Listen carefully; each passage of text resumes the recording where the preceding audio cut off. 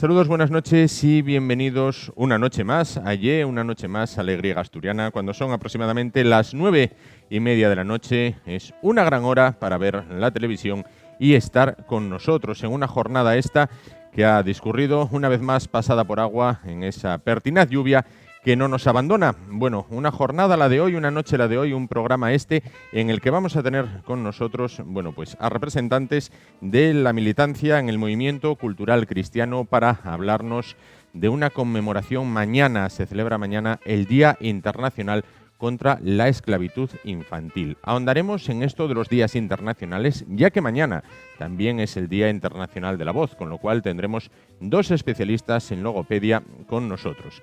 Después será tiempo para lo desconocido, lo sobrenatural, de la mano del Padre Elías, que hoy nos va a hablar del alien de Roswell, el cual, se lleva hablando años y años de este tema. Y finalizaremos hablando de cine, del Festival de Cortos de Ribadedeva en corto, y es que una selección de estas obras que se exhiben en la bonita Villa del Oriente asturiano, en este bonito concejo, como decimos, en Colombres, para ser más exactos, serán los protagonistas del ciclo de cine que mañana continúa en esta casa. Ciclo de cine a partir de las 10 de la noche en colaboración con la Filmoteca de Asturias y que lleva por título Y sin embargo se mueve, y que son, como les decíamos ya en días pasados, obras de autores asturianos. Antes de comenzar con el programa, hay que hablar, cómo no, de la cerveza, y más que nunca ahora que estamos a viernes y es un buen día para disfrutar de cerveza artesana, en este caso, cerveza Nurse, cerveza hecha en Asturias por jóvenes emprendedores asturianos.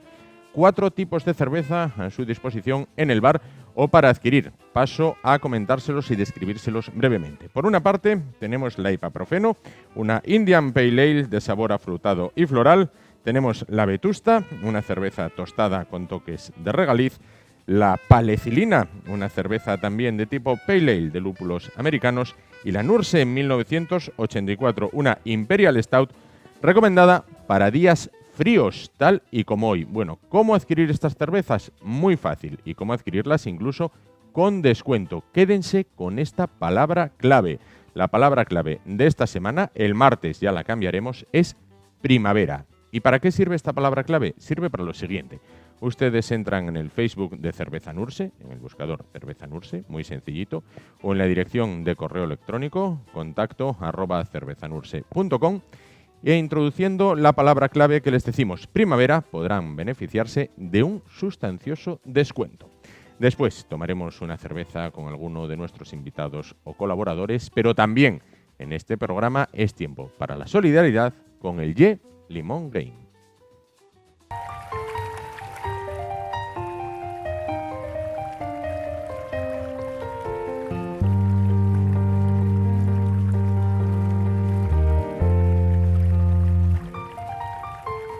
En el corazón de Asturias, Las Caldas Villatermal.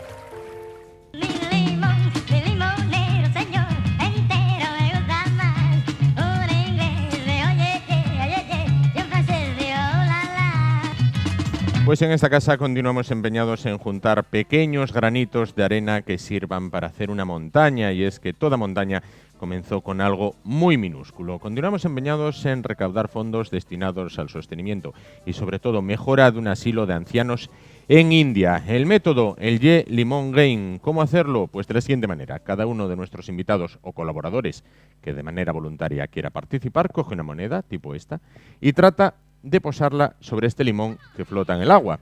Aquí lo tenemos, aquí se ve que flota perfectamente, lo tenemos en los medios. En este caso vamos a tratar de que la moneda ahí se quede. Si se queda, estancia en Las Caldas Villatermal, verdaderamente fascinante. Si la moneda se va al fondo, pues como decimos, engrosa esa cantidad que tratamos de reunir para mejorar ese asilo. Vamos a intentarlo un día más, una semana más, que no lo logro, con lo cual, de nuevo, se ha ido al fondo, con lo cual, fondos para la solidaridad. No me demoro más, cabecera, y comenzamos con el primer invitado esta noche.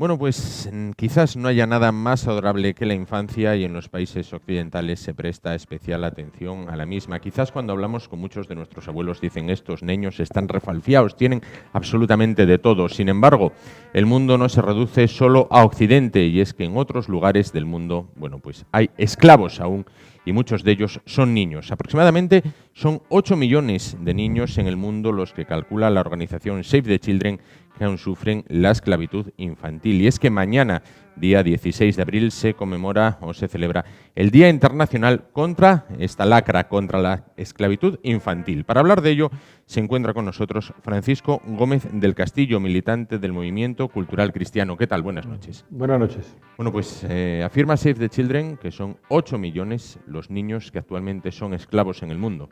Bueno, eso es muy difícil de cuantificar. Otras fuentes que nosotros damos más crédito, y digo que es muy difícil de cuantificar, y depende a lo que llamemos niños esclavos también. Esto de las estadísticas las hace el diablo. Nosotros calculamos que hay 400 millones de niños esclavos en el mundo. De 400 a 8 hay una sutil diferencia en este caso. Sí, no. Aunque no fuera uno, aunque fuera un solo niño, pero habría que denunciar el caso. No nos vamos a perder ahora en las cifras. ¿Por qué se celebra un 16 de abril el Día de la Esclavitud Infantil, contra la esclavitud infantil? Bueno, el 16 de abril de 1995 asesinaron a Iqbal Masih. Iqbal Masih era un niño pakistaní que los padres le tuvieron que vender por deudas de familia, y después de unos años trabajando como esclavo en la fábrica de alfombras de Pakistán, se liberó y en un sindicato pakistaní empezó una lucha para liberar trabajadores esclavos. Su tarea se vio reconocida internacionalmente con un premio en Suecia, otro premio en Estados Unidos. Eso empezó a agitar la opinión pública sobre la industria de la tapicería en Pakistán, y le mataron. Y le mataron un 16 de abril cuando tenía 12 años. Le acribillaron a balazos en la calle mientras jugaba con unos amigos. Y los padres lo vendieron por deudas de la familia, como si aquí vendes el coche porque tienes que pagar otra cosa. Claro, es difícil hacerse una idea de la situación. Eso es ilegal en España y en Pakistán, pero en Pakistán es una costumbre muy arraigada y como una cosa de honor. Entonces, en sitios de pobreza, aquí es como cuando tienes que hipotecar el piso porque no tienes dinero y al final te quitan el piso pues allí lo mismo. Al final tienes que vender a tu hijo para que trabaje y sal de la deuda. Claro. Después de años trabajando, él conoció el sindicato de trabajadores de Pakistán, se dio cuenta de que eso no era legal, que eso no tenía que ser así, y huyó y pudo empezar a luchar contra esa lacra. Contra esto. Explíqueme una cosa, ¿cómo puede haber esclavos hoy en día y más siendo niños? Bueno, eso es un fruto normal, necesario incluso, de un sistema imperialista en el que el lucro es el máximo dios que hay sobre la tierra. Y decía uno que cuando acogemos dioses falsos, esos exigen sacrificios humanos inmediatamente. Y la esclavitud infantil no es más que una consecuencia de este sistema injusto, salvaje que vivimos. No es una mancha en un mantel limpio, es una mancha en un mantel con otras muchas manchas, gris. O sea, y en el fondo eso se permite, se justifica, se persigue poco, o sea, para cumplir, porque al final eso da beneficios. Eso da beneficios, y en una economía globalizada esos beneficios van desde la mano de obra esclava de niños en China, en Pakistán, hasta nosotros. Claro. ¿Qué tipo de esclavitud infantil es la que hay por el mundo? Pues de todo. De todo. Mucho trabajo en minas, en prostitución infantil, y en eso España, desgraciadamente, estamos en cabeza. Hay prostitución infantil en España, pero somos una de las potencias de turistas buscando prostitución infantil En España. en España, o sea, turistas españoles que se van a Tailandia, Brasil, con el deseo de acostarse con niñas de 14 años, de 12, vamos. Y esos no son gente que se les conozca por la calle por su cara de malos, eso es nuestro vecino, nuestro... O sea, no es el caso de una persona que, por ejemplo, fue a Brasil y mantuvo una relación con una chica pensando que tenía 18, pero tenía 16. No, fue para allá a Que lo que también iba. habrá casos. Sí, también. no, pero fue para allá a lo que iba. Y de hecho, por los escándalos que hay de estas cosas, ya empieza a haber acuerdos entre agencias de viajes y compañías aéreas para que esto no se haga publicidad de ello. O sea, que esto no se fomente. Es decir, que no se permitan paquetes de turismo, visite Bangkok, no sé qué, no sé cuántas, y por 500 euros ida y vuelta a Bangkok, hotel de 3 estrellas y una niña de 10 años. Esas cosas que se anuncian, ahora digamos que gracias a que eso salga a la opinión pública, ahora ya están mal vistas. Entonces las compañías que viven mucho de la imagen no se quieren mezclar en eso, las grandes compañías. Entonces ya empiezan a hacer acuerdos y dicen, no, esto fuera, esto fuera. Claro. ¿Dónde está más extendida en el mundo la esclavitud infantil? Bueno, está extendido por todo el mundo y cuanta más miseria, peor. China, Pero los India, focos principales, China, India. China, India, Pakistán, África, todos los sitios. Ahora, sobre todo, por ser el gigante en todo, China. Sí. Pero vamos, está extendida por Iberoamérica.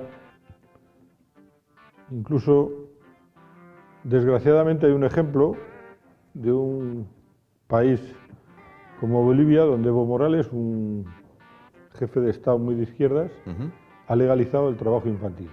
¿Ha legalizado el trabajo infantil? Ha legalizado el trabajo Evo infantil Morales? En ciertas condiciones a partir de los 10 años. Diciendo que bueno, que no lo pueden prohibir porque no tienen medios para prohibirlo y entonces que van a regularlo. Aquí cuando trabajaban los niños en Asturias, Sí, en la mina, por ejemplo. en la mina, por ejemplo, Sí. en condiciones salvajes, como hay millones de mineros ahora, niños, los mineros lucharon porque eso se prohibiera. Porque los niños tienen que ir a la escuela. No a trabajar, ni es mejor que trabajen que no que anden robando, nada, eso son pamplinas. Los niños tienen que ir a la escuela. Y si lo normal es que trabajen, se prohíbe. Y se persigue. Y los niños van a la escuela. Claro. Eso es lo que hicimos aquí con nuestros hijos, digamos, con los hijos de los mineros de entonces. Sí. Gente muy bruta, muy inculta, pero que sabían lo que era la vida. Pero que tuvo esa claridad de ideas Exactamente. para llevar adelante aquella lucha. Bueno, ante esta esclavitud infantil en países como Pakistán, como China, países de Iberoamérica, ¿qué hacen los países occidentales más desarrollados? Pues ¿Cogen cartas en el asunto? ¿Miran para otro lado? Cogen las cartas que más les convienen. Cogen las cartas del beneficio.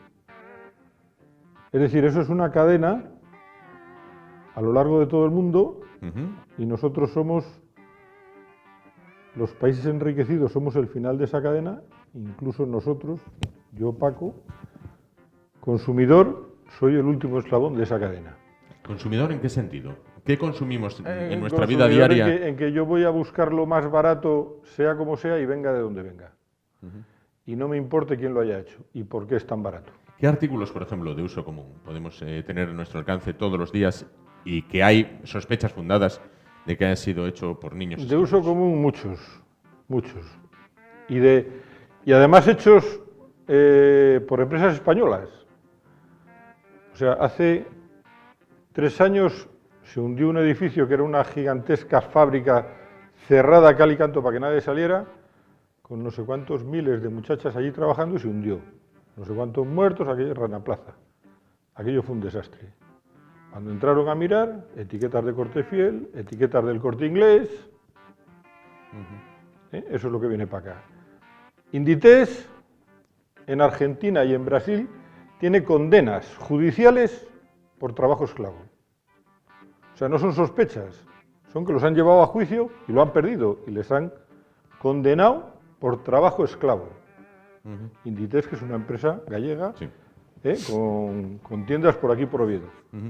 Y ante por ejemplo, el mirar para otro lado de los países, ¿qué puede hacer el ciudadano particular? El ciudadano particular puede empezar a hacerse una lista negra, porque esto parece una lucha contra un gigante invencible. Bueno, eso es como decía el otro, el que no quiere hacer nada enseguida se inventa una filosofía para justificarlo. Pero no es un gigante invencible. Este sistema imperialista, estas grandes empresas que se benefician de esto, tienen los pies de barro. Tienen los pies de barro en una cosa que en Occidente no tenemos conciencia de la capacidad que tenemos de acción política en este sentido. Y me refiero a la opinión pública, a la imagen. Es decir, Inditex, cuando se descubrió esto y se empezó a salir por redes sociales estas condenas, inmediatamente hace un código de conducta para vigilar que los proveedores y tal igual. Claro. Es decir, reaccionó inmediatamente, pero falsamente también. Es decir, perdona, pusieron al frente a uno que se creyó que lo había puesto al frente de algo y se puso a investigar, a decir estos proveedores no, estos tampoco, tal. Al año y medio le echaron. Vamos a ver, la función de usted es hacer un informe diciendo que todo está bien. Claro. ¿Qué clase de esclavitud infantil es la que más comúnmente entonces podemos encontrar en España? Ya que nos decía que en España también la hay. En España, prostitución infantil. Esto sabiendo buscar en Internet, a mí una persona que lucha mucho contra esto, me enseñó en una charla abierta, dijo, mira, buscar esto, buscar lo otro, buscar lo de más allá, y yo busqué, y daba con ello. Y páginas de pedofilia que dices, pero bueno, y además hay cosas escritas, pero bueno, esto no lo persigue la policía de oficio, yo qué sé, porque unas cosas absolutamente vergonzosas. ¿Y no lo persigue la policía de oficio? No sé si lo persigue o no lo persigue. En cuanto a la pedofilia, no sé si puede hacer más la policía, la Guardia Civil. Parece que hace bastante aquí. No, podrá hacer más, yo qué sé, pero es que eso no puede ser una cosa pública, sí. Porque si se hace público, si no se persigue, al final se considera normal. La gente lo asimila como una cosa que bueno, que ahí está, y se acabó. Vidas truncadas de niños y niñas, así de una forma salvaje, y la gente pensando que eso es normal. No puede ser. Aquí tenemos prostitución y tenemos sobre todo también explotación laboral en el campo. Cuando hay situaciones irregulares de migrantes y tal, en esos sitios los niños son las víctimas más fáciles, claro, y las más fácilmente explotables. Es decir, cuando en una patera vienen 20 y 5 o 10 son niños, eso si logran pasar, esos 5 o 10 van a trabajar horas y horas en invernaderos, si tienen 12 años como 14 es igual, o a prostitución o a redes de trata, porque son gente totalmente vulnerable. Claro. Bueno, ustedes mantienen una lucha diaria, bueno, por todos estos motivos, o contra todos estos casos y muchos otros. Bueno, tienen un periódico, Autogestión, en el que muchas veces vemos por las plazas y las calles de Oviedo, bueno, con un equipo de sonido, hablando sobre estos temas. ¿La gente se acerca a hablar con ustedes, se interesa por el tema, o la gente directamente mira también para otro lado, como hacen los gobiernos? Hombre, la respuesta correcta es, digamos, que hay de todo. Pero la respuesta estadística es que sobre todo prima la indiferencia. Es decir,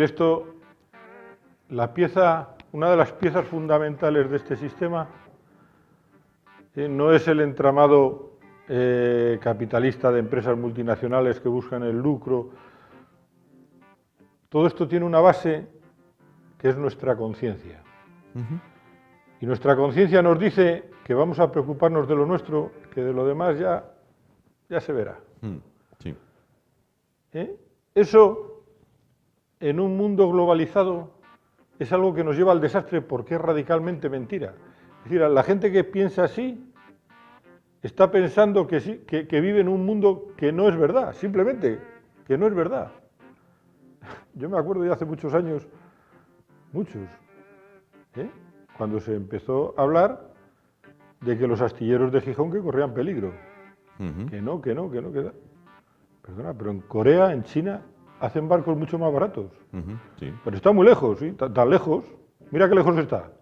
Se cerraron los astilleros de Gijón, de lo lejos que están los astilleros chinos. Pues esto es igual. Entiendo. Esto es igual. Es un problema de que un sistema que quiere el lucro por encima de todo, hoy machaca a este, mañana machaca al otro y pasado te machaca a ti. Claro. Es decir, el luchar contra este sistema no quiere decir que no te pueda machacar. Claro. Quiere decir que estás en el mundo real en el que estás. ¿Y ustedes se sienten un poco como Quijotes de este tema? Denuncian, bueno, pues estas injusticias y lo hay que les mira con indiferencia, otros dicen, madre, estos locos ya otra vez con esto, o a mí qué me importa. No, lo que pasa es que es una lucha que a veces no ves frutos, ves que las cosas no cambian, pero a lo largo de los años dices, hombre, pues mira, nosotros empezamos a hacer esto el 16 de abril, a Iqbal Masí le matan en el año 95, en el año 96 hicimos los primeros actos en la calle contra la esclavitud infantil. Sí. Hoy he leído en la prensa, en la Nueva España, que en Carreño, me parece, el Ayuntamiento de Carreño, pues ha hecho unas actividades en los colegios y tal contra la esclavitud infantil. Nosotros no hemos ido allí, no hemos hablado con nadie de Carreño, pero ya se oye hablar de eso, ya hay la gente, ya hay un eco. Ya hay un eco. Dices, ¿cómo ha llegado allí? Pues mira, a lo mejor de uno que conoce a otro, que vio algo, que no sé qué. Es igual, pero lo importante en eso es la constancia. Claro, y visualizar el problema. Y visualizarlo, porque el problema sigue ahí cada vez peor. Para finalizar, estamos prácticamente con toda seguridad a las puertas de un nuevo proceso electoral. Los grandes partidos, unos de izquierdas, otros de derechas, otros de centro, otros medio pensionistas, bueno, pues son comunes en cuanto a esto no lo reflejar en sus programas, o si se refleja al final para que decore muy bonito. Bueno, eso en un programa de un partido político es como esto que hay aquí encima de la mesa. Lo pueden poner, hace muy bonito y no volverán a hacer mención de ello en toda la legislatura para nada. Es decir, en eso yo creo que hay la misma indiferencia que hay en los votantes que tienen. Desgraciadamente en eso la correlación entre sociedad y partidos es muy estrecha. Quizás entonces el partido es la imagen de sus votantes. Exactamente. A los votantes no les importa y entonces los partidos políticos no se complican la vida con estas cosas. Claro. Y eso se ve todos los días en las votaciones que hay en el Congreso, en el Congreso de Europa. Claro. Se ve, o sea, cosas que respondan a los intereses de los partidos o de los electores. Cosas de solidaridad. Y hay que tener en cuenta que Europa es una de las potencias del mundo. Es decir, estamos en la parte rica del planeta. Sí. En la parte que se beneficia de este sistema injusto. Pues cosas solidarias de verdad, no. Para finalizar, le invito a participar en una actividad solidaria, muy pequeñita, muy modesta y muy todo, ¿no? Que es el juego de limón o el Jelly Limón Game. Me vio antes explicarlo, con lo cual, bueno, saben qué consiste. ¿Quiere participar? Bueno, pues como es para un asilo, ¿no? Para un asilo de ancianos en India. Ahí va. Bueno, para el asilo. Fue directo. Fue directo. Bueno, prefirió la solidaridad en este caso. Muchísimas gracias, Nada, Francisco Gómez del Castillo, militante del Movimiento Cultural Cristiano. Muchísimas gracias por estar esta noche con nosotros y ayudarnos a visualizar a todos un poco más, bueno, pues una lacra como es la esclavitud infantil, que mañana celebra su Día Internacional contra lo que es precisamente estos abusos a la infancia. Muchísimas gracias. Muchas gracias a vosotros. Y nosotros nos vamos ahora a publicidad y tan solo dentro de un momento volvemos para hablar de otro Día Internacional que se celebra mañana. El día de lo que, modestamente, vivimos algunos, de la voz. Hasta ahora.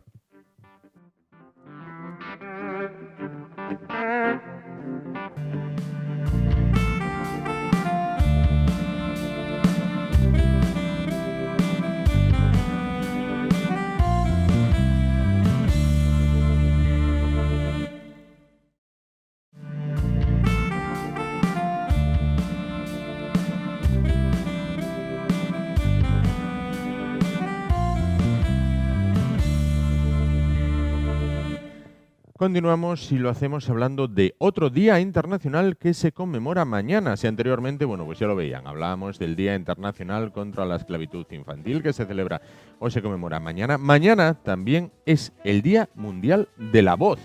Bueno, la voz, el habla, aquello que nos permite, afortunadamente, comunicarnos unos con otros y de la voz de lo que modestamente vivimos algunos. Bueno, pues vamos hoy a tratar, a partir de este momento de la noche, vamos a tratar de conocer, bueno, pues las problemáticas que vienen asociadas a la voz, las patologías y también cómo prevenirlas o cómo curarlas. Bueno, para hablar de todo ello, vamos a hablar con profesionales, en este caso con logopedas. Vamos a hablar con Otilia Sánchez, logopeda. ¿Qué tal? Buenas noches. Buenas. Y Jesús González Serrano, logopeda también. ¿Qué tal? Buenas noches. Buenas noches. Ambos del Centro de Logopedia Otilia Sánchez. Bueno, pues ¿en qué consiste la labor del logopeda con la voz? Bueno, bien, mira, pues los logopedas podemos hacer labores en distintos niveles con la voz. Muchas veces hacemos programas de prevención, lo hacemos muchísimo con docentes, que es un sector que tiene mucha incidencia de esta patología y es muy importante que tengan una buena calidad de voz en el trabajo y también para prevenir lesiones, sobre todo nódulos que tienen con frecuencia. Después también trabajamos la técnica vocal con profesionales, pues como vosotros los locutores, con gente que se dedica, que son actores, con telefonistas, bueno, mucha gente que tiene que usar la voz habitualmente en el trabajo. Y después, ya por lo que más se nos conoce y por lo que más acaba viniendo la gente es cuando ya hay una patología vocal, ¿no? Que les diagnostica bien sea el otorrino o el médico foniatra y ya necesitan hacer una rehabilitación y a veces combinarla también con técnicas quirúrgicas. Entonces, ¿hay preparación específica para determinadas profesiones, al margen de lo que puede ser una como esta mía? Sí. Bueno, eso controla mucho Chus. Sí, por ejemplo, en el caso de los actores, que es una voz proyectada, cuando tienes que dirigirte a un estadio, bueno, a más de 5 personas, pues necesitas ya proyectar la voz y entonces ahí sí necesitas una técnica específica. Necesitas de alguna manera llevarla a los resonadores para que te puedan entender y puedas llegar a una distancia. Sí. Mira, eso no lo conocía. Bueno, vamos entonces a hablar de las patologías más frecuentes que se pueden dar en la voz. Bueno, mira, la patología que se da con más frecuencia, mira, hemos traído aquí un poco para explicaros, unas láminas. Bueno, para que veáis, las cuerdas vocales, bueno, son como dos bandas así y tienen que estar lisas. Cuando nosotros fonamos, tienen que unirse y ahí se produce la vibración con la salida del aire. Después aquí ya tendríamos un poco las patologías. Tendremos por un lado los nódulos, que son como dos bultitos así como gelatinosos, ¿no? Y salen a ambos lados de las cuerdas vocales, suelen ser bilaterales. Entonces, esto al unirse, pues friccionan ahí y hace que se escape el aire por la parte de arriba y por la parte de abajo, formando como una especie de reloj de arena. Y eso hace que la voz suene pues áspera.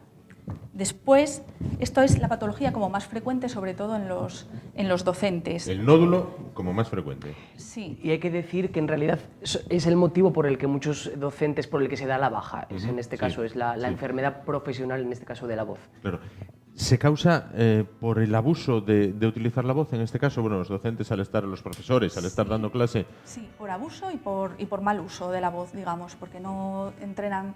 La verdad es que debería de darse formación específica sobre voz en las facultades, debería de hacerse más formación para el profesorado, porque es una patología que el profesorado sufre muchísimo y que después implica muchas bajas y que desde hace unos años está reconocida como enfermedad profesional para ellos, que antes no estaba. Generalmente va en conjunto el mal uso y el abuso, entonces imagínate, es una bomba de relojería. Claro. Al final es muy fácil que salgan los nódulos por esa fricción incorrecta. El abuso puedo entenderlo, pero ¿cuál es el mal uso?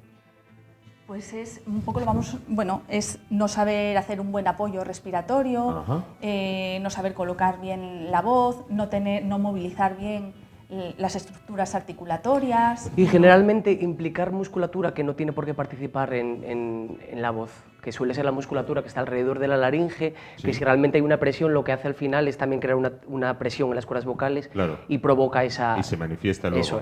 Eso es. Y bajo el nódulo está el pólipo. Sí, después tendríamos el pólipo. El pólipo suele salir como en una de las cuerdas vocales, es para que nos podamos explicar, bueno, para hacernos entender mejor, es una especie de callo, ¿no?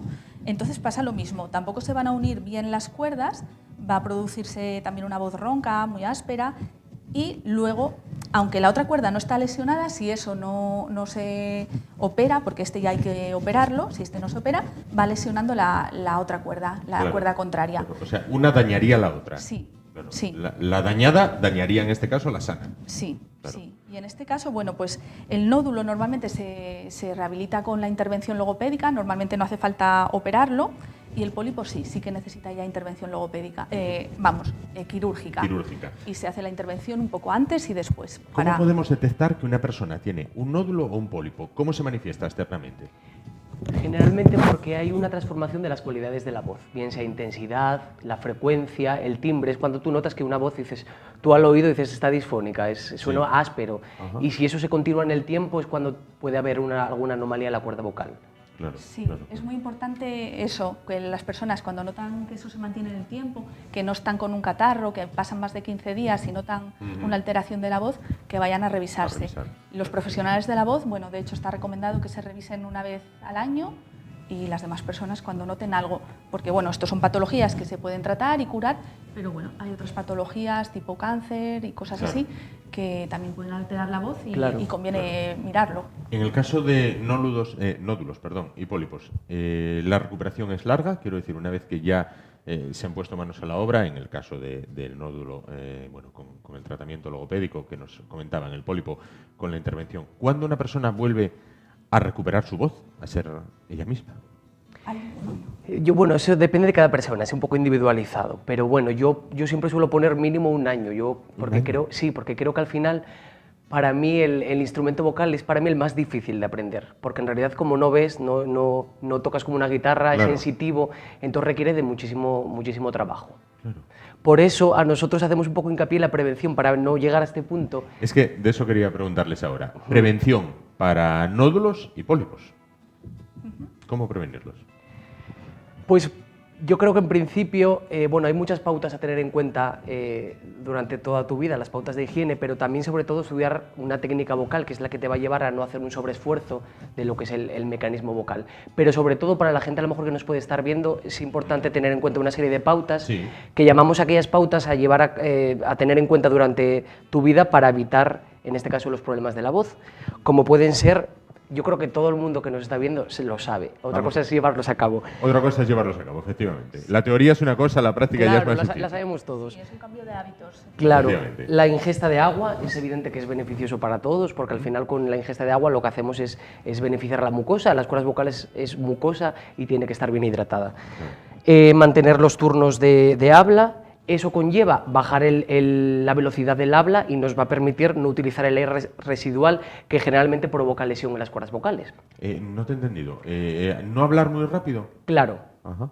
cuando hablamos muy rápido generalmente tendemos a utilizar el aire hasta el final de la Sí. existencia que tenemos de los pulmones. Sí, sí, ¿Qué sí. pasa? Que cuando utilizamos ese aire residual generalmente suele haber una constricción de las cuerdas vocales Claro. y eso provoca Ajá. Provoca pues eso, la lesión. Una dieta saludable, eso es bueno, ya no solo para la voz, es bueno para Para la todo, vida. Y para es todo. cierto que una dieta saludable pues beneficia, que sea alta en vitaminas, bueno, un poco todos sabemos lo que es recomendable y lo que no. Sí. Y luego dormir mínimo 8 horas. Yo no sé si en los tiempos que corren estamos pidiendo imposibles. Es así. Porque yo, por ejemplo, yo sí necesito mis 8 horas, pero no siempre las puedo Claro, dormir. claro. Entonces, bueno. En la medida de lo sería posible, que nos aproximemos lo más que podamos a las 8 horas. Eso es, Perfecto. eso es. Y luego lo perjudicial, lo sabemos todos. El no fumar, el no beber bebidas alcohólicas, intentar no alzar mucho el volumen de voz, no gritar. Eso ya también es un componente emocional, porque a veces, bueno, depende también cómo sea el carácter de cada persona, puede mantener ese tono. Y luego, también uno de los imposibles, que es intentar llevar una vida poco estresante. Ya. Bueno, son muchas cosas a tener en cuenta. Yo creo que, bueno, si lo intentamos Entonces, poco a poco. Me estoy fijando, la primera, no fumar, la segunda, no beber. Entonces, se nos vendió un concepto falso, quizás durante años que veías películas de Humphrey Bogart y estos que, bueno, los veías fumando, bebiendo y les asociabas una voz ronca. Es decir, ese tipo de voz no lleva, no quiero decir, no se consigue fumando y bebiendo, me imagino. No debería. Yo no sé lo que duraría eso en el tiempo, ¿eh?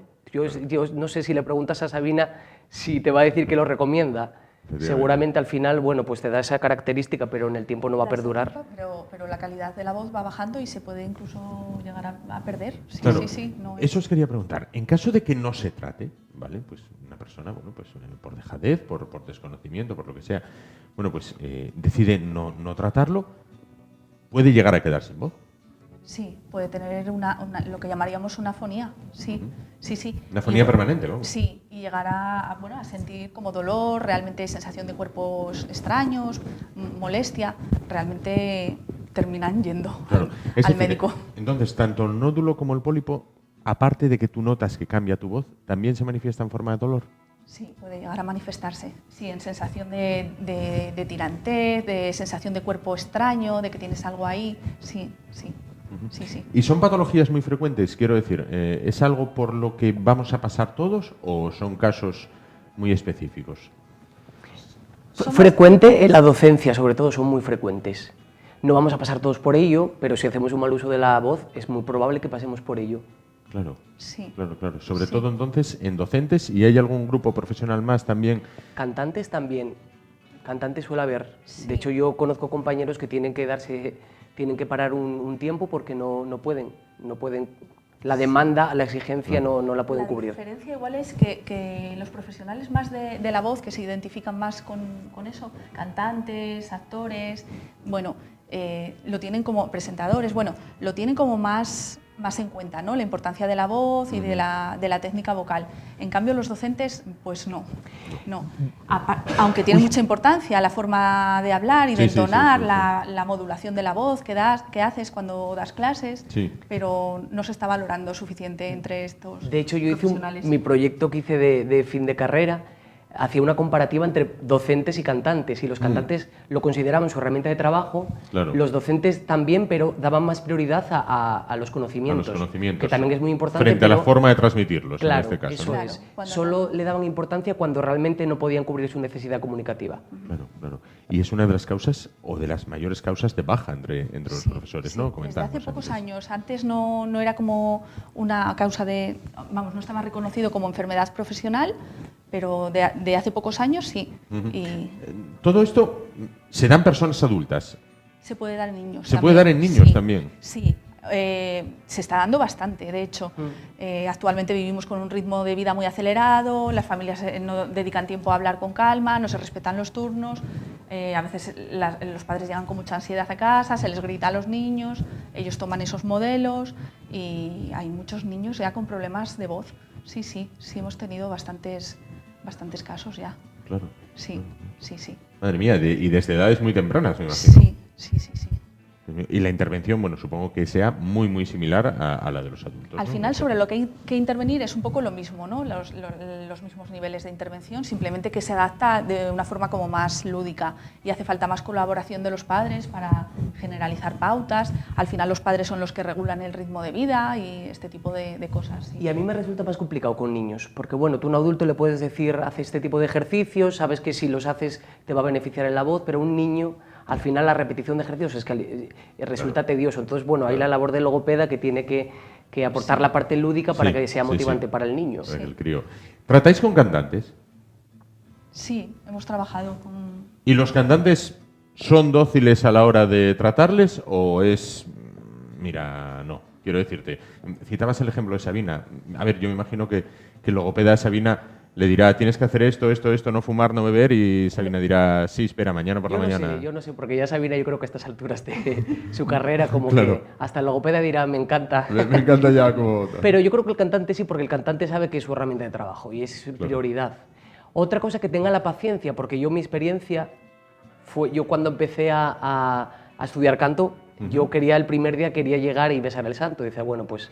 Y claro, cuando me daba cuenta que si diafragma, que si respiración, decía yo, yo esto no es lo que quiero. Ahora ya con la edad te das cuenta que es súper importante. Entonces, si tienen la paciencia para saber que esto es una carrera de largo recorrido y que se dan pasos muy pequeños, pero se consigue, no hay ningún problema. Claro. Claro, es un entrenamiento que tienen que hacer siempre. Es como los deportistas, pues un cantante tiene que entrenar la voz. Es que es un cambio de estilo de vida, es que eso tiene que ser, el atleta sabe que tiene que entrenar diario o casi diario, pues el cantante igual. El cantante, el que utiliza su voz como herramienta de trabajo. Para finalizar, una curiosidad.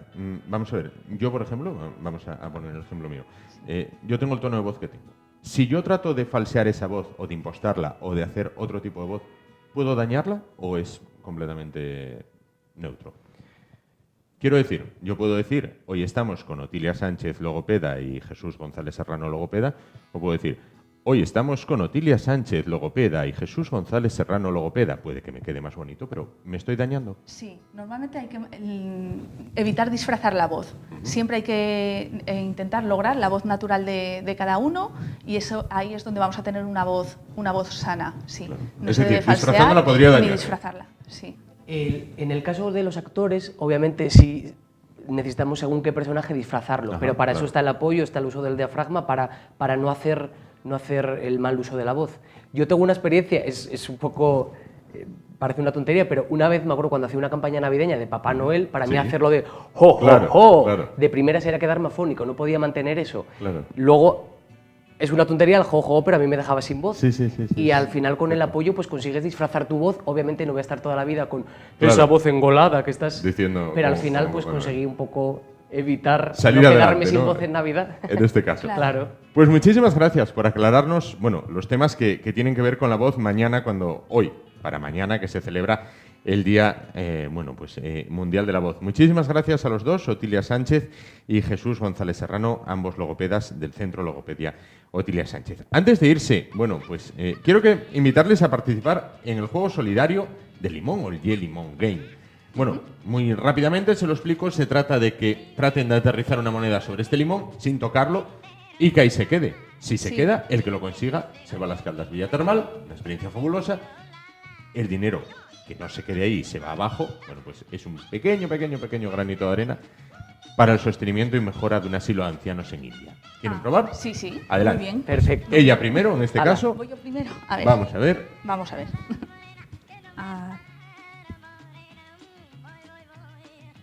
¡Hala! Bueno, Se fue. nada, abajo. Muy Pintaba bien, Pintaba bien, Bueno. pero lleva su dificultad, Sí, Hasta ahora solo una persona lo ha conseguido. Sí. Sí. Bueno, va para una buena causa, así Ahí que está, eso sí, Sí. eso siempre. Vamos a ver, vamos allá. Abajo. por poco. Dicen los que saben de esto que hay que encontrar el centro de masa del limón, según los físicos, que saben de esto, y de mecánica, fluidos Sí, y de sí, todo sí, esto. sí. Pero bueno, bien, será verdad. Pues Otilia, Jesús, muchísimas gracias A por ti. estar con nosotros muchas esta gracias noche. a ti por habernos invitado. Por supuesto. Y nosotros nos vamos ahora a publicidad y dentro de un momento volvemos para hablar con el Padre Elías. A continuación, dentro de unos minutos. Hasta ahora.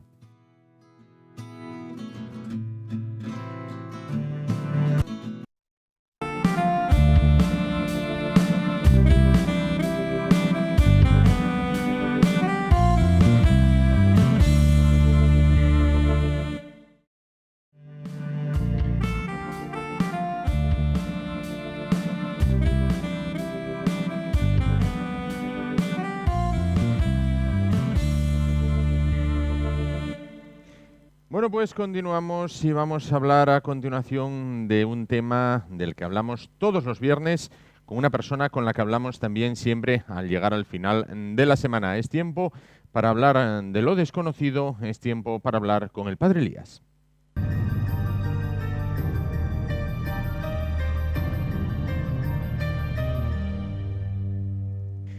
Bueno, pues Padre Elías, ¿qué tal? Buenas noches.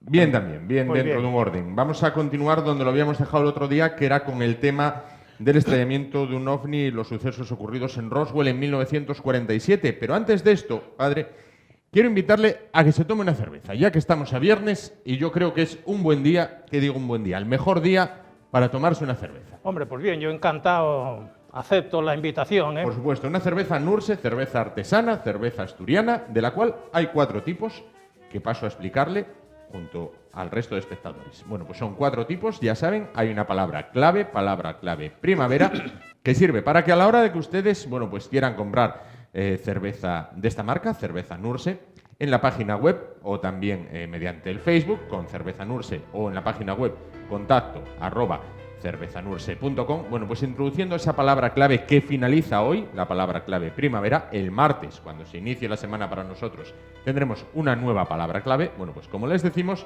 bueno, pues introduciendo en el texto con el que ustedes compran la cerveza, introduciendo esta palabra clave primavera, podrán beneficiarse de un sustancioso descuento en un pack que puede contener lo que tengo yo encima de esta mesa auxiliar. Pues son 4 cervezas, un abridor, en este caso con esta simpática y bonita enfermera pin-up de la Guerra Mundial, y un vaso serigrafiado. Bueno, los 4 tipos de cerveza, padre, como le decía, son la Ibuprofeno, una Indian Pale Ale de sabor afrutado y floral, la Vetusta, una cerveza tostada con toques de regaliz, la tercera es la Palecilina, una Pale Ale de lúpulos americanos, y la cuarta, la Nurse 1984, que es una Imperial Stout.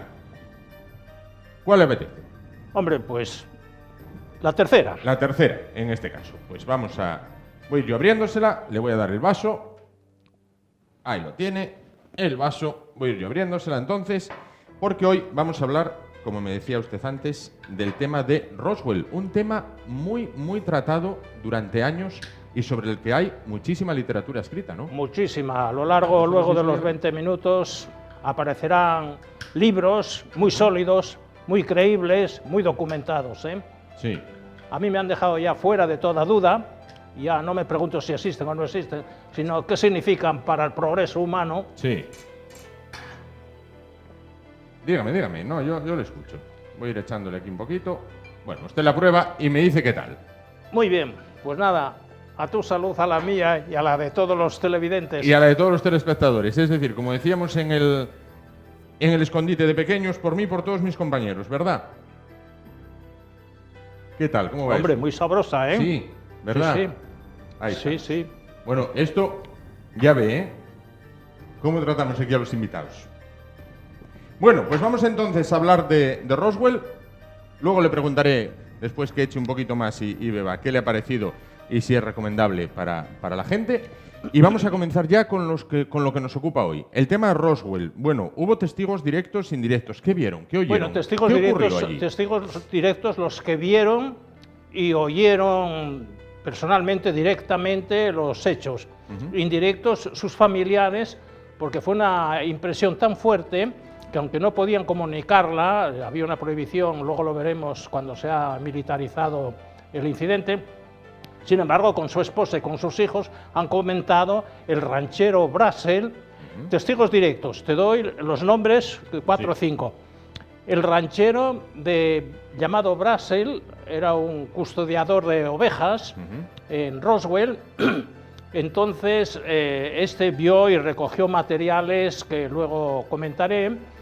Después, el comandante de espionaje que había en la base militar de bombarderos atómicos, 509, a unos 40 kilómetros del rancho de Roswell, ¿verdad? Sí. Este fue otro testigo directo, el comandante de espionaje, el capitán de contraespionaje, Cavit, y luego los soldados que escoltaron al disco volador que descubrieron en el rancho y lo transportaron en un camión de 18 ruedas hasta los hangares de la base de bombarderos que quedaba a 40 kilómetros del rancho de Roswell. Sí. Estos fueron los testigos directos y luego también los médicos que hicieron la autopsia de los cadáveres. Han encontrado 3 cadáveres, 3 alienígenas muertos y uno vivo pero gravemente herido. A los muertos se hicieron la autopsia y claro, contaron, y no solamente contaron, sino que las esposas de los médicos cuando llegaron a casa olían que apestaban, se cambiaron la ropa y llenaron de mal olor toda la habitación, tuvieron que quemar la ropa, porque esos cadáveres estaban ya en descomposición avanzada. Bueno, estos son los testigos directos e indirectos de lo que aconteció en Roswell. En Roswell. ¿Qué fue lo que aconteció en Roswell? Que no lo citamos al principio. ¿Qué? ¿Qué fue lo que pasó en Roswell? Bueno, entonces, ¿qué pasó? El día 3 de julio de 1947, al atardecer, hubo una gran tormenta con truenos y relámpagos y un estallido, una explosión muy fuerte, superior a la de un trueno, Eso al atardecer del día 3 de julio. Al día siguiente el ranchero va a su granja a cuidar las ovejas, llevaba un caballo, recorre la granja y encontró cantidad de materia, de residuos metálicos totalmente desconocidos por él, ¿verdad? Eso el día 4. El día 5 completó la recogida de estos restos metálicos, luego diré las características, por qué los hacen extraños, desconocidos en la Tierra. El día 5 completó la recogida y el día 6, aconsejado por vecinos, llevó parte de esos materiales metálicos y recogidos al coronel que mandaba la base de bombarderos atómicos a 40 kilómetros de ese. Ante esos materiales reacciona el coronel enviando al comandante del espionaje Marcel y al capitán de contraespionaje Cavit con el granjero a la granja para que terminen de recoger todo lo que hay allí. Eso el día 6 y el día 7 recogen ese material, se lo llevan al coronel del campamento y el día 8 el coronel ante aquellos restos da la orden al teniente encargado de Relaciones Públicas de comunicar a través de 2 emisoras de radio y de 2 periódicos que había en Roswell el incidente de un estrellamiento de OVNI. Eso el día 8 por la mañana. Las 2 emisoras y los 2 periódicos publicaron a todo volumen esta noticia y el mismo día 8 por la tarde, desde Texas, el general superior al coronel, el general Ramey, ordena que se prohíba esa información y que se sustituya por la caída de un globo sonda. Esto el día 8. El día 9 militarizan el rancho. ¿Qué supone militarizar todo? Bien, es interesante esa pregunta. Una cantidad de 60 o 70 soldados se hacen dueños, cercan el rancho por todas las partes por donde tiene acceso, y hay 2 prohibiciones absolutas, militares. Primera, ningún civil tiene acceso al rancho, zona, ¿no? Claro. ¿Verdad? Periodistas o vecinos o curiosos, solamente los militares tienen el control de ese terreno. Segundo, una amenaza severísima para los que conozcan directamente los hechos, de hablar de esos hechos. De lo único que hay que hablar es del globo sonda, ¿verdad? Bueno, entonces, otro efecto, otra consecuencia de estas 2 prohibiciones es un silencio durante 30 años de lo que realmente había acontecido en Roswell. La única noticia que se podía difundir era la de mentira del globo sonda.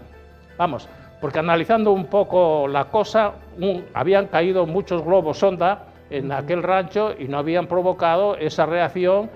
Bueno, es una noticia corriente y moliente, ¿verdad? Bueno, entonces, durante 30 años, silencio absoluto, lo que ocurrió en Roswell, bajo 7 llaves. Y el que publique, sabiendo lo que hace, sea militar o sea civil, corre peligro de que lo liquiden, Y de hecho ha habido algunas personas que murieron por informar en confianza a algunos compañeros sobre lo ocurrido. Bueno, entonces esto es, en síntesis, lo que ha ocurrido en 1947, en el mes de julio. Viene luego la ley FOIA. En 1975, el Parlamento norteamericano recibe tanta presión de los informadores ufológicos, quieren conocer lo que ha ocurrido, y entonces aquella prohibición tan severa de no comunicar, y si comunicas corres peligro de morir, el Parlamento norteamericano aprueba la ley FOIA, que son palabras iniciales en inglés. F significa freedom, que es libertad, la O, of, libertad de, y información, y act, he buscado en el diccionario inglés, en masculino significa decreto y en y en femenino significa ley. Sí. Entonces, en el 1975, el Parlamento norteamericano crea la Ley de Libertad de Información sobre OVNIs. Sí. Se puede comunicar todo siempre que no se comprometa la soberanía nacional O la seguridad nacional, o la ¿no? integridad territorial, ¿verdad? Sí. Bueno, entonces, como consecuencia de esta ley de información sobre OVNIs, se han producido pues varios hechos. En primer lugar, el FBI, Sí. este cuerpo de espionaje nacional norteamericano, el FBI, entregó al Parlamento norteamericano 1.700 documentos secretos sobre OVNIs. Sí. 1.700. La NASA, la Agencia de Seguridad Nacional, y el Alto Estado Mayor del Ejército del Aire, 1.600 documentos secretos que no comprometían la soberanía nacional ni la integridad territorial. Esto, los primeros efectos, ¿verdad? Entonces se acabó con el secretismo y con la desinformación. Incluso se han escrito libros sobre la conspiración del silencio. Sí. Durante 30 años ha habido una conspiración, un complot, un compromiso severo, severísimo, de guardar silencio sobre lo que había ocurrido en Roswell. Y otro efecto de esta ley son 4 libros, yo tengo los 4, doy los títulos. Uno se titula, está escrito por 2 norteamericanos, por Rendell y Smith, y se titula La verdad sobre el estrellamiento del disco volante en Roswell. En el 1994 se publicó este libro. En 1997 se publicó por el coronel Corso, al cumplirse los 50 años, porque los hechos habían sido en el 1947, en el 1997, con motivo del 50 aniversario, el coronel Corso publicó un libro que se titula El día después de Roswell. Sí. Bueno, 50 años después. ¿Y qué cuenta en este libro el coronel Corso? Yo traigo escrito, bueno, leo brevemente porque es muy corto. Cite textual. ¿Cuál era la categoría del coronel Corso? El coronel Corso fue miembro del Consejo de Seguridad Nacional con el presidente Eisenhower. Fue también director del Departamento de Tecnologías Extranjeras. Su alto prestigio político y tecnológico queda fuera de toda duda. ¿Qué nos dice el coronel Corso en su libro El día después de Roswell? 4 cosas. Primera, que los materiales dispersos en el rancho de Roswell, Nuevo México, después del estrellamiento de un ovni, en julio de 1947, fueron analizados científicamente en laboratorios de Los Álamos. Sí. Allí estaban los laboratorios científicamente más prestigiosos de Norteamérica, en Los Álamos. Segunda cosa que dice, estos materiales eran principalmente láminas metálicas muy delgadas, muy flexibles, muy ligeras, irrompibles, incombustibles, impenetrables por balas de fusil. Tercero, que se encontró también una especie de bolígrafo emisor de rayos láser que cortaba todos los metales. Y finalmente, que encontraron los cadáveres de unos homínidos misteriosos, fueron llevados al hospital Walter Reed, se les practicó la autopsia y el equipo de cirujanos describió aquellos cuerpos como entidades biológicas extraterrestres. Su altura era de 1 metro 10 centímetros. Sus huesos y su piel eran diferentes de los humanos. Estaban más adaptados a rayos cósmicos y fuerzas gravitacionales. Sus pulmones, corazón, ojos y cabeza eran más grandes que los humanos. Esas entidades biológicas extraterrestres carecían de boca con dientes, de mentón, de órganos digestivos y en sus manos había solo 4 dedos en cada mano. Bueno, entonces este libro lo escribió en el año 1997, cuando él tenía 82 años, y al año siguiente se murió, pero él había dicho que no quería morirse, ir al otro mundo sin comunicar estos datos. Lo que sabía. Estos datos. Bueno, entonces el testimonio del coronel Corso y el testimonio del astronauta Edgar Mitchell, el astronauta norteamericano que pisó la Luna en el Apolo 14 en el año 1971, 31 de diciembre, dio una conferencia en París en el 2009 y dijo textualmente que tenía datos, información totalmente creíble, totalmente segura, sobre el estrellamiento de un ovni, de un platillo volador en Roswell en 1947. Bueno, entonces estos son los datos esenciales que hay sobre Roswell. Otro libro escrito por Javier Sierra, un investigador muy majo, yo tengo el libro, que se titula Roswell, secreto de Estado. Y finalmente el libro uno de los libros que traigo aquí está en francés y se titula Hacia el final del secreto sobre Roswell. ¿Y por qué el gobierno norteamericano cubrió todo con un manto de silencio? Bien, es interesante esa pregunta. La respuesta es la siguiente. Norteamérica tenía y sigue teniendo la pretensión de la supremacía en tecnologías del espacio y en armamento atómico. En el 1945 ya tenía la bomba atómica porque la utilizó contra Hiroshima y Nagasaki, ¿verdad? Ahora cada vez tiene menos esa pretensión de la supremacía en tecnologías del espacio y armamento atómico. Si admite oficialmente que tecnologías de otros mundos, de otras civilizaciones, entran y salen en su país sin que el ejército pueda hacer nada para impedirlo, la pregunta clásica es ¿para qué sirve el ejército y para qué sirve el armamento atómico? Y el dinero que se destina a todo y el dinero. Entonces, por intereses patrióticos, por un concepto malentendido de patria, siente la necesidad de negar la existencia de un poder superior al norteamericano. Claro. Al norteamericano, ¿verdad? Claro.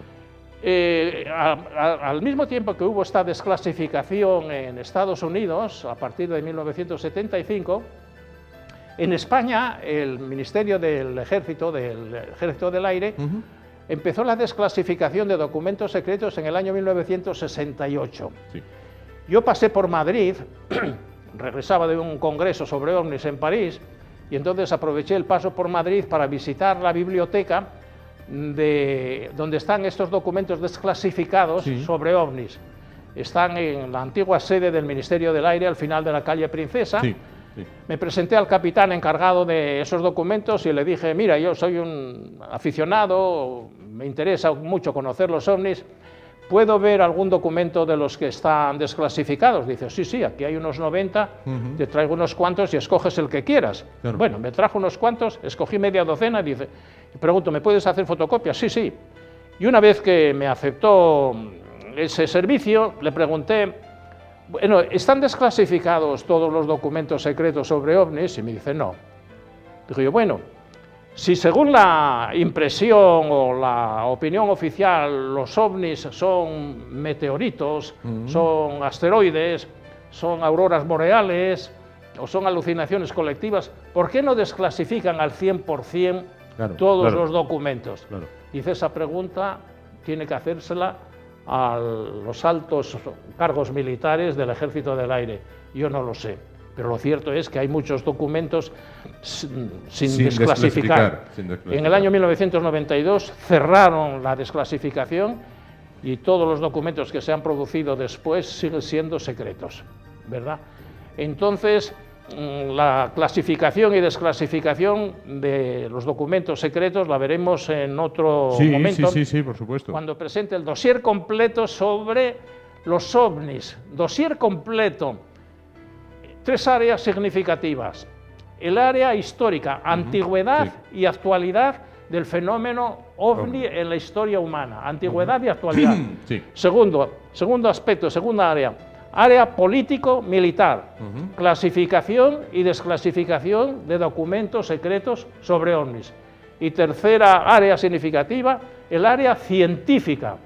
Grandes investigadores de ayer y de hoy y libros, publicaciones sobre esta fenomenología ufológica. Pues eso lo veremos entonces, si le parece, la semana que viene, padre. La próxima semana ya tengo preparado el título que significa es investigación ufológica organizada, perfecto. norteamericana y francesa. Perfecto, pues nada. Investigación organizada a nivel científico. Claro. Pues Bien. lo vemos entonces dentro de 7 días si no hay novedad. Pues bien, Aquí bien. estaremos para contarlo. Sí, sí. Voy a ofrecer pues todo lo que sé sobre esta fenomenología y la actitud, la reacción que cada cual pueda asumir frente a estos hechos. Pero por lo menos tener información segura, si no es totalmente infalible, pero es tan cierta y tan segura como lo que sostiene, pues qué sé yo, que existió el Big Bang, ¿verdad? Pues se dará esa información y luego cada cual que la interprete allá con su conciencia. Sí, Entonces, voy a invitarle a que una semana más participe en el juego del limón, padre, en el Jelly-Mon Game. Adelante. Ah, bien. Vamos allá con vamos ello. a ver aquí, por mucha... Hay que tener pericia, ¿eh? Hay que tener pericia. Allá va. Vamos allá. ¡Ay! Al fondo. Al fondo. No hay remedio eso. No hay remedio. Está destinado Está rebelde. a ayudar a resolver causas nobles, ¿eh? Esperemos que sí sea y que se resuelva la situación Bueno, de vamos. aquella pobre gente en la India que lo está pasando verdaderamente mal. ¿Qué tal? Bueno, está muy bueno, Sí. muy bueno. Agradezco esta Echen un invitación. poquito más, así es. Claro que sí. ¿Le gusta? Hombre, se está sabroso. ¿Recomendable? Sabroso, sí, señor. Por supuesto. Y además echan Asturias. Ahí Con lo sidra cual, espumosa y placentera. ahí está. Ahí echan Asturias Es- esta cerveza artesana. Recuerden, antes de despedirnos del Padre Elías, la palabra clave de la semana ha sido durante martes, miércoles, jueves y viernes, hoy incluido, primavera. Será válida hasta el próximo martes, cuando cambiaremos esa palabra clave, mediante la cual ustedes, a la hora de comprar la cerveza Nurse, un pack como este de 4 botellas más abridor, más cerveza u otras cantidades de cerveza, eso ya en la página se lo indicarán, bueno, pues se beneficiarán de un extraordinario descuento, introduciendo siempre esa palabra clave, en este caso, en el caso de esta semana, primavera. ¿Dónde introducirla?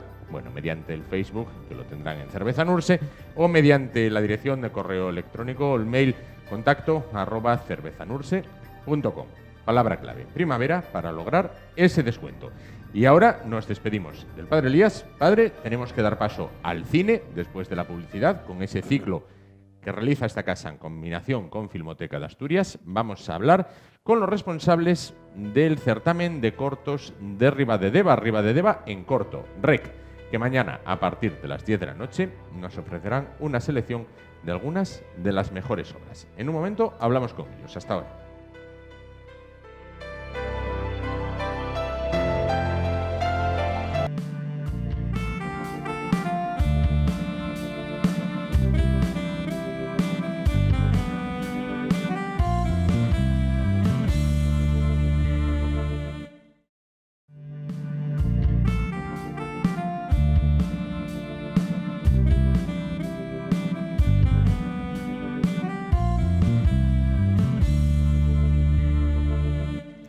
Bueno, pues para finalizar en esta noche del viernes 15 de abril vamos a hablar de cine, tal y como hacíamos la semana pasada. Vamos a hablar del ciclo de cine que emite esta casa los sábados a partir de las 10 de la noche en colaboración con la Filmoteca de Asturias, un ciclo de cine que lleva por título Y sin embargo se mueve. Bueno, pues mañana vamos a ver una selección de cortos del Festival de Cine de Ribadedeva, el Festival REC. Para hablar de todo ello, para hablar de estas obras y de otras, de las obras que vamos a poder ver mañana y también del festival en sí, se encuentran con nosotros esta noche María Luisa Fernández, concejal de Cultura del Ayuntamiento de Ribadedeva. Buenas noches. Muy buenas noches. Y junto a ella Javier San Pedro, director de este festival, del Festival REC. Buenas noches. Buenas noches. Bueno, pues entonces, ¿qué vamos a poder ver mañana aquí en esa Asturias Televisión a partir de las 10 de la noche?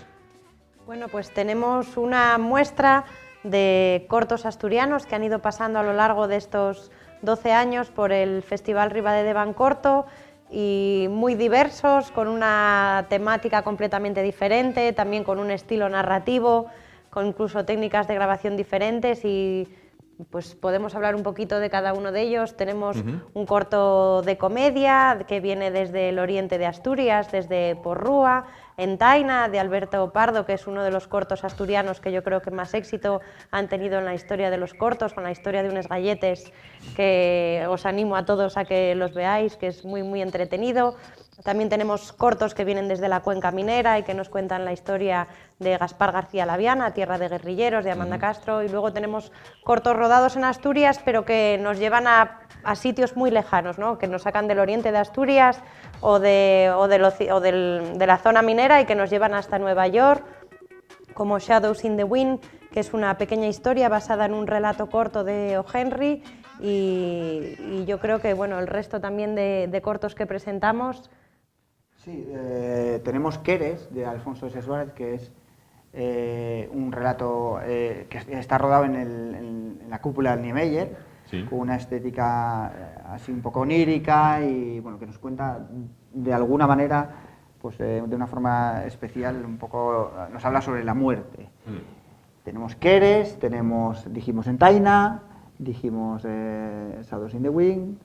El de Julio de la Fuente. Tenemos a Julio de la Fuente, el director de grado que siempre tenemos la suerte de que presente sus materiales a nuestro festival desde el primer año. Siempre trabajó con nuestro festival y tenemos uno que fue bastante premiado, se titula Cielo rojo al amanecer, que bueno, nos habla sobre un hecho así bastante dramático y con una estética muy visual, como siempre procura Julio, tener una fotografía muy interesante. Nos presenta ahí un material, yo creo que de lo mejor que hizo en los últimos años, y me parece que ya no nos falta nada más. Tenemos 5 o 6 películas que entendimos que por la diversidad de estilos y de formas de contar de sus directores eran interesantes ponerlas un poco en contraste unas con otras, ¿no? Teníamos más material, pero bueno, también más o menos para ajustarnos al tiempo que teníamos. Yo creo que el que las vea se va a poder hacer una idea de lo que se está produciendo a nivel de cortometraje de ficción en los últimos años aquí en Asturias. Por definición, ¿el corto destila talento y adolece de dinero? Cuando un creador se pone a hacer un corto.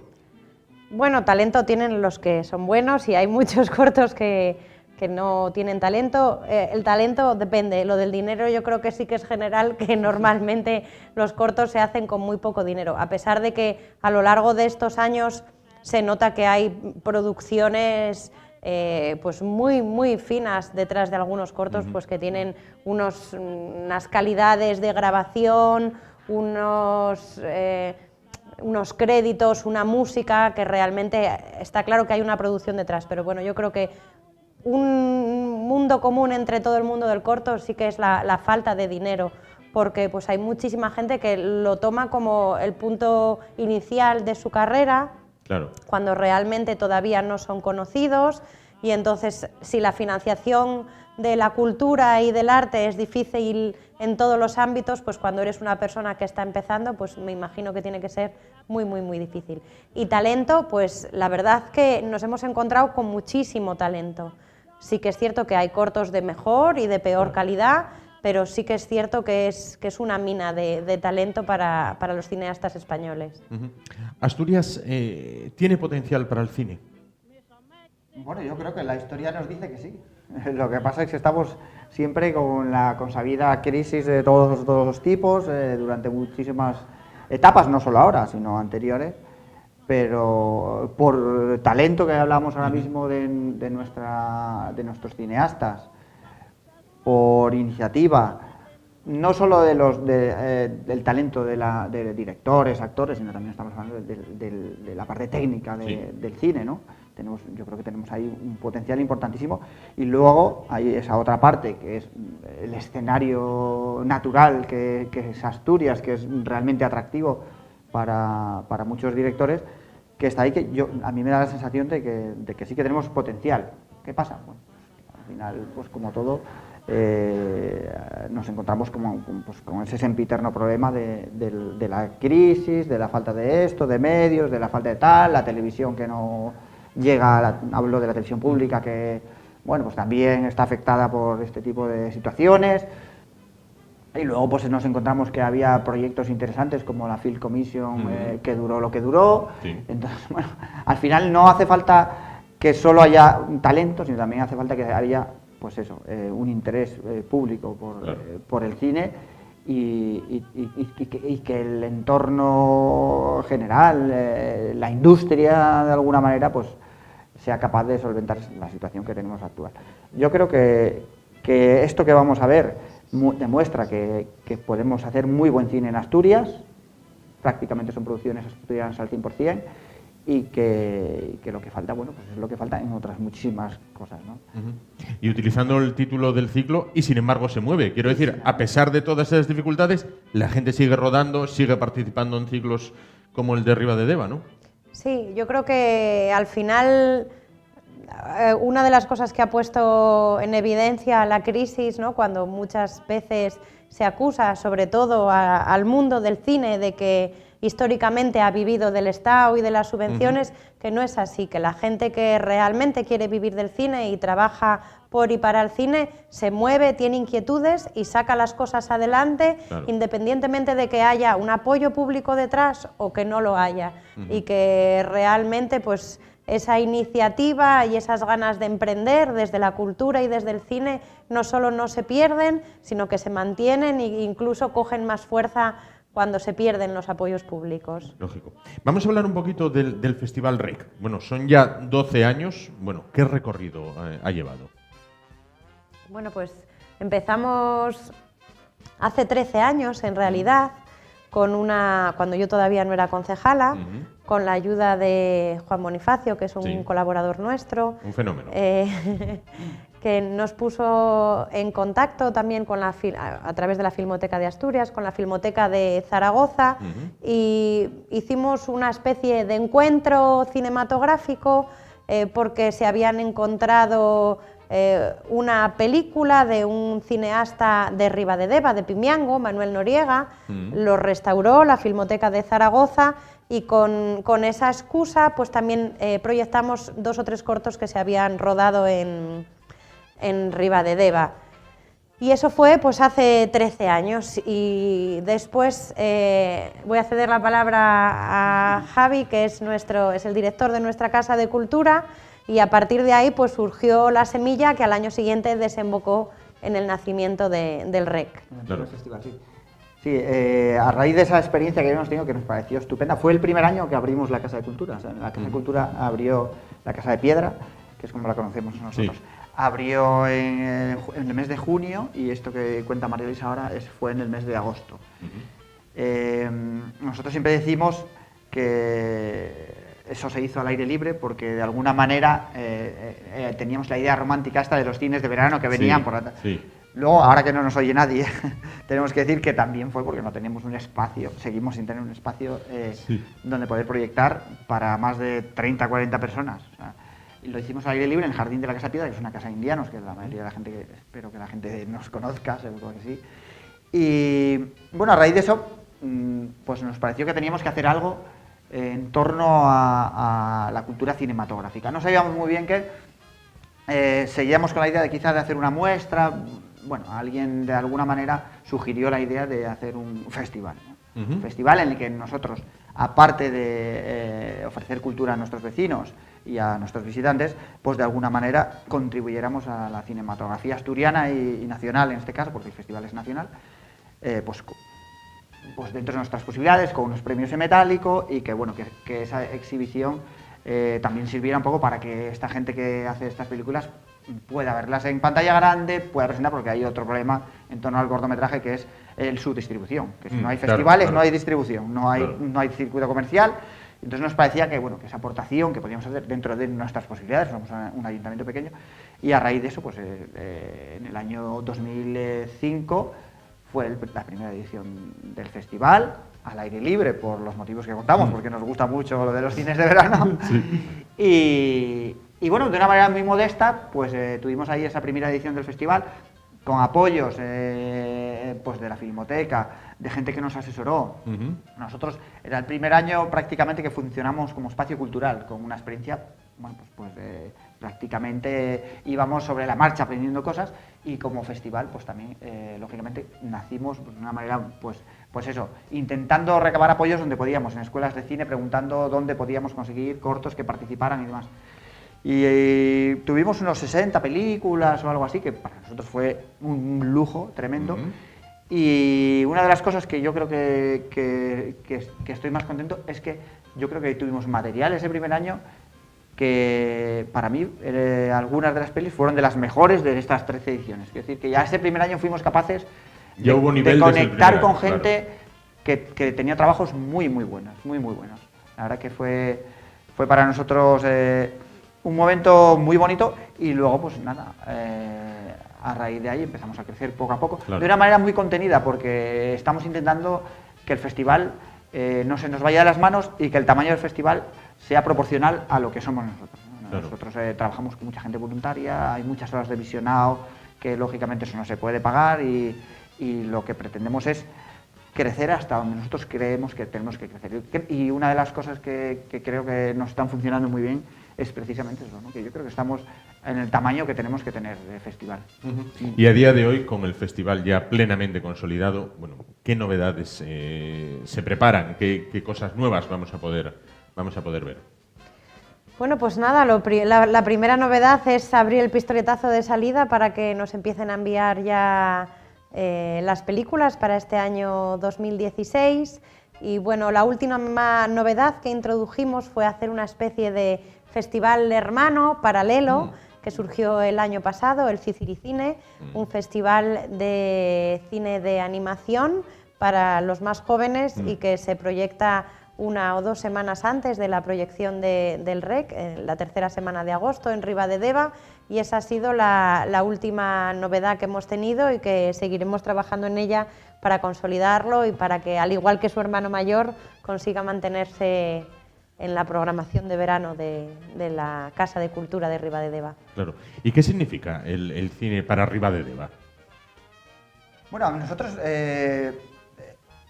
con respecto al festival, nos pasó una cosa, bueno, que supongo que no sea extraña, pero nos pasó que la mayoría de la gente no conocía el formato. O sea, los primeros años, ¿verdad? Pues yo qué sé, sin ir más lejos, mi madre acudió allí sin saber. Lo bueno que tiene ser un sitio pequeño es que la gente acude a las ofertas que tenemos. A poco que digas, bueno, esto es muy interesante, la gente acude a ver, ¿no? Y entonces de repente llenamos el espacio que teníamos previsto, unas 250 personas, un poco más quizá, el primer año lleno. La gente no sabía que iba a ver. Ni siquiera nosotros teníamos un control total de lo que era el formato y bueno, teníamos jurados profesionales que seguimos teniendo, que lógicamente sí que sabían de qué estamos hablando, pero bueno. Y lo que estamos viendo es una evolución paulatina en ese público que fue aprendiendo con nosotros a mirar con unos ojos diferentes el cortometraje, ¿no? Y en estos momentos el festival para Ribadedeva es una de las citas ineludibles del verano, y no solo para la gente que viene de fuera a vernos, sino también, que eso es lo que más nos gusta, para nuestros vecinos y vecinas. Claro. Tenemos gente que ya en unos días nos pregunta, ¿el festival cuándo va a ser? No sé qué, para esos días, estar allí seguro, no sé qué.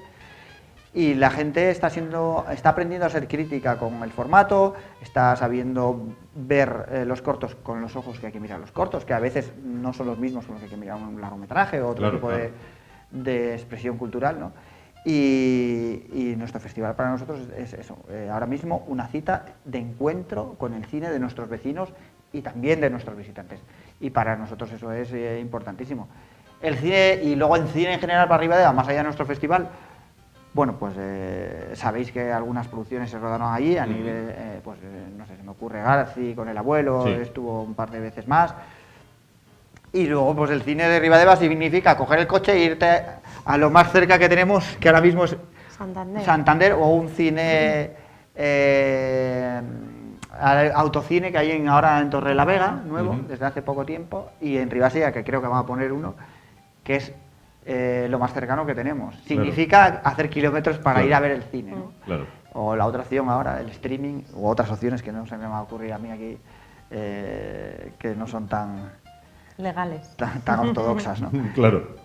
Pero bueno, sí que hay interés por el cine. Nosotros cuando programamos cine en la Casa de Piedra, bueno, hacemos cosas pequeñas porque no tenemos mucha prioridad, pero la gente acude. La gente acude. y luego pues cada uno consumirá en su casa y tal, el cine, bueno, pues como en otros sitios, ¿no? Uno de los objetivos que nosotros tuvimos también con la proyección es que realmente hay un problema de distribución de cine en España, en todos los ámbitos. Sí. En las grandes ciudades se han perdido los cines de barrios, han quedado prácticamente reducidos a los cines de centros comerciales, y eso redunda que en las zonas rurales se ha perdido el cine en pantalla grande. Sí que es cierto que la calidad de las pantallas que tenemos en casa no tiene nada que ver con lo que había hace 20 o 30 años, pero nosotros cuando éramos pequeños teníamos cine en Llanes. No era un cine de estreno total, pero bueno, y se iba al cine con muchísima regularidad. Claro. Y los domingos por la tarde pues era cita obligada para la mayoría esa cultura de ir al de la juventud de ir al cine. Ahora igual la gente joven estaría interesada, pero es que ni siquiera tienes la opción de hacerlo. Entonces, el Ayuntamiento de Ribadedeva, proyectar una película de cine en condiciones, pagando todos los cánones, pues la verdad que es algo que se sale fuera de nuestro presupuesto y que igual nos obligaría a poder proyectar una película en todo el año. Claro. Y a través del corto, pues yo creo que cumplimos varias funciones. Cumplimos la función de traer cine en pantalla grande de estreno, porque es cine de año, a Ribadedeva, algo que si no de otra manera no sería posible. Lógico. Y también hacerlo, como ha dicho Javi, en el tamaño que nos corresponde, ¿no? Que es el tamaño del corto, lo que nos permite que al estar fuera totalmente de los circuitos comerciales, pues que no haya problema de cánones porque los autores nos ceden los derechos de las emisiones.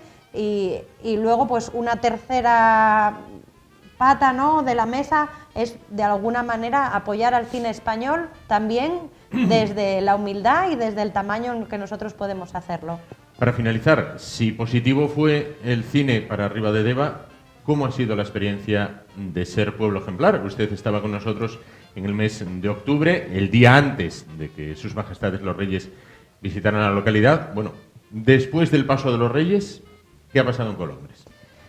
Pues mira, después del paso de los Reyes, la verdad que lo primero que quedó fue una sensación de alegría generalizada que nos duró mucho tiempo, porque todos los colombrinos y todos los ribadedenses disfrutamos muchísimo y nos sentimos privilegiados de que los Reyes nos fueran a visitar, porque realmente nos sentimos homenajeados por ellos, y la verdad que fue una sensación estupenda.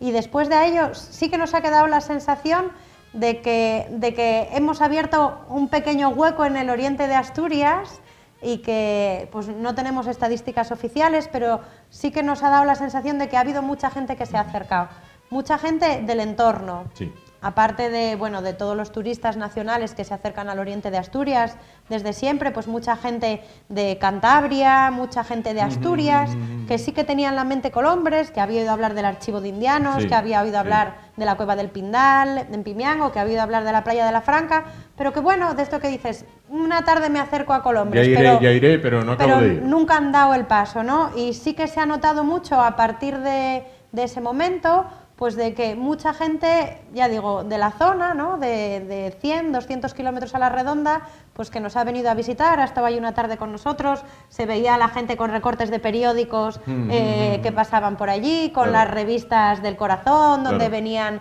los reportajes, la iglesia... Localizando los exteriores. Exactamente, localizando los exteriores. Perfectamente. O sea que... Pues antes de irnos, que inviten a los telespectadores a que mañana, a partir de las 10 de la noche, bueno, pues puedan disfrutar de esta selección de cortos. Bueno, pues nada, ya os lo dije antes, yo creo que es un repaso bastante completo de lo que se produjo en la cinematografía asturiana a nivel de cortometraje en estos últimos años. Van a encontrar temáticas muy diferentes y directores con lenguajes muy distintos, por lo que esa variedad y ese contraste yo creo que puede ser interesante para el espectador. Entonces, vamos, yo creo que el que esté interesado tanto por el formato cortometraje como por el cine asturiano no debería dejar de ver esta selección, que además le va a servir para conocer lo que puede ir a ver a Ribadedeva, a Colombres, este mes de agosto en nuestra 12ª edición, que seguro que no se van a arrepentir. Pues perfecto, muchísimas gracias a los dos por estar esta noche con nosotros. Antes de irnos, quiero, si quieren participar en el juego solidario que planteamos a todas las personas que se sientan en ese sofá. Se trata del Jellymoon Game. Bien, se trata de ustedes con una moneda de calibre 10, 20, 50 céntimos, euro, 2 euros, una moneda cualquiera. Tienen que intentar que esa moneda, posar esa moneda encima de este limón. Bien, que se queda ahí quietita, muy guapa. El que lo consiga a Las Caldas Villa Termal. Que la moneda al balneario de Las Caldas. Fantástico, además. Estupendo. Que la moneda se va al fondo. Bien. Pues entonces ese dinero al final de temporada es un pequeño granito de arena que aportamos para el mantenimiento y mejora de un asilo de ancianos en la India. ¿Quieren participar? Yo ya tengo aquí mi moneda. Venga, pues adelante, empezamos por ella. Venga, María. Allá va. A ver si Se acerca. ¿Y ahora lo suelto? Ahí. Con cariño.